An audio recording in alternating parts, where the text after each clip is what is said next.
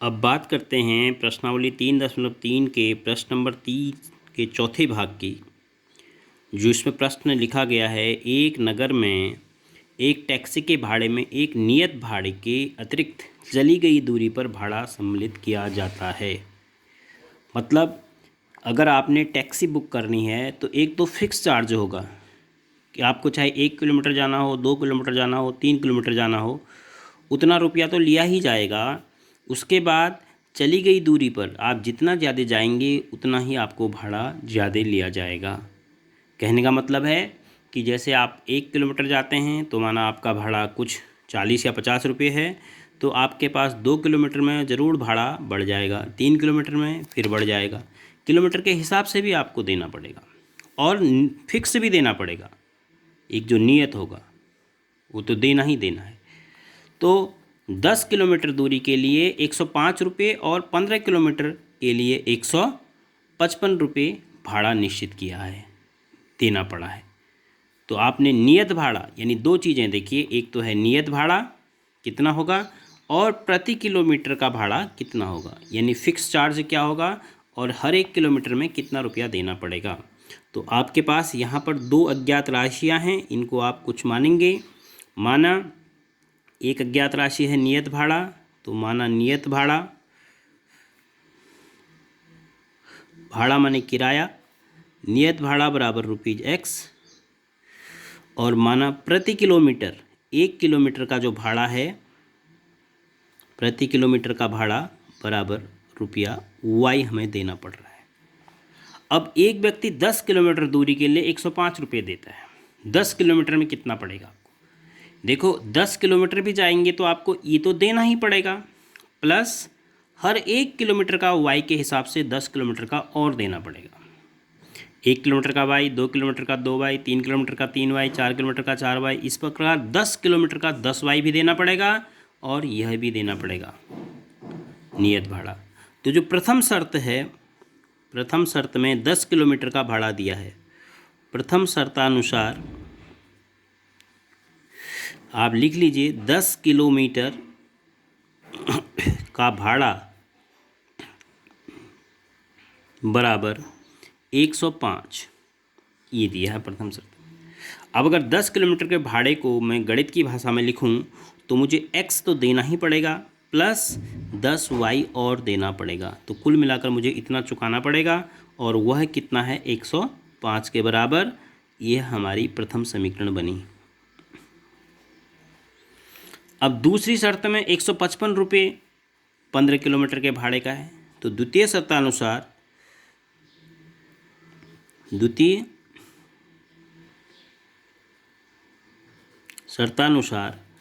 15 kilometre, अब 15 किमी हिंदी में लिखें या अंग्रेजी में किलोमीटर लिखेंगे तो किमी का भाड़ा, अब 15 किलोमीटर का भाड़ा कितना लिया गया है 155। तो अब 15 किलोमीटर का भाड़ा गणित की भाषा में क्या बनेगा, x तो देना ही देना है, फिक्स चार्ज है, प्लस 15y और देना है बराबर 155। ये आपकी दूसरी समीकरण बन गई।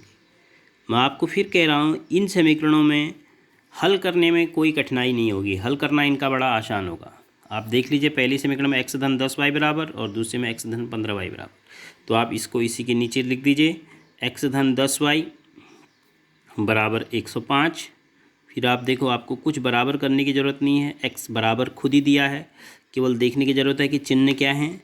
चिन्ह आपके एक समान है तो आप घटा देंगे, तो लिखेंगे घटाने पर बाईं तरफ से, तो इसका चिन्ह बदल के ऋण, इसका चिन्ह बदल के भी ऋण होगा, इसका भी चिन्ह बदल के ऋण होगा। तो ये x कैंसिल हो गए, 15y धन के हैं, ऋण के 10y हैं, तो 5y बचे और इधर से आपके पास 50 बचेगा।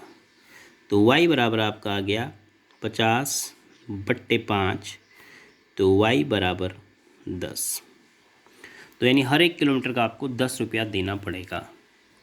अब फिक्स चार्ज क्या है, y का मान हम 1 या 2 में रख देते हैं, तो y का मान समीकरण 1 में रखने पर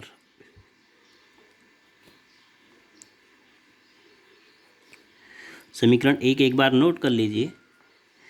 x धन 10y बराबर 105। अब आपके पास x पता नहीं है, धन 10, y का मान आ चुका है 10।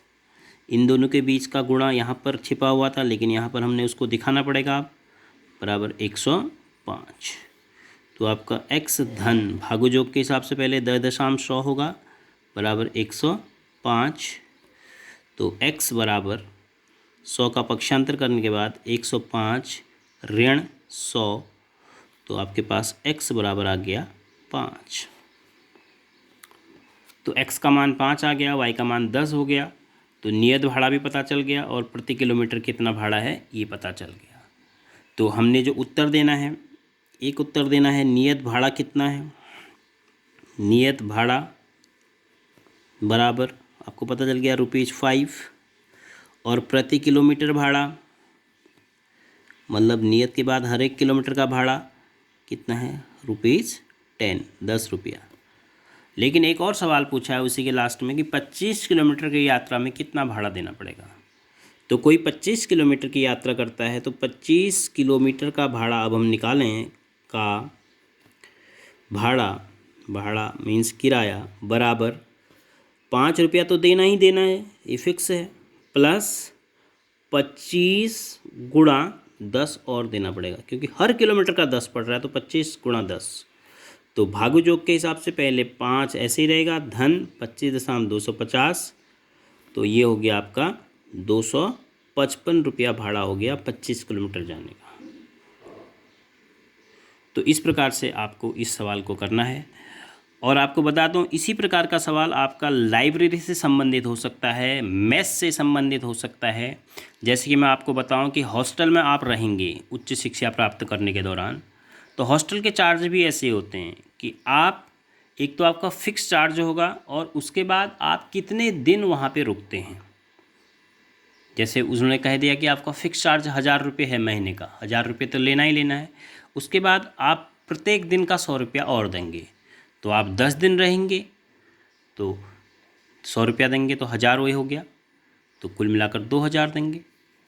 और अगर आप 20 दिन रहेंगे तो ₹1000 तो आपको फिक्स चार्ज देना ही देना है, प्लस अगर आप 20 दिन रह रहे हैं तो ₹100 दिन के हिसाब से 20 2000 हो गया, तो कुल मिलाकर आपको उस महीना ₹3000 देना पड़ेगा। इसी प्रकार से आप लाइब्रेरी की बुक्स के लिए होता है कि बुक्स के लिए प्रत्येक दिन का इतना चार्ज पड़ेगा प्लस फिक्स चार्ज इतना होगा, या 3 दिन तक इतना चार्ज पड़ेगा, उसके बाद हर एक दिन का आपको इतना रुपया जुड़ेगा। तो वे सब सवाल इसी प्रश्न के आधार पर किए जाएंगे, और आप कोशिश करेंगे तो 3.4 प्रश्नावली में ऐसे सवाल मिलेंगे तो आप कर भी सकते हैं। तो किसी प्रकार की दिक्कत होने पर आप पूछिए, व्हाट्सएप के माध्यम से अपने डाउट्स भेज सकते हैं।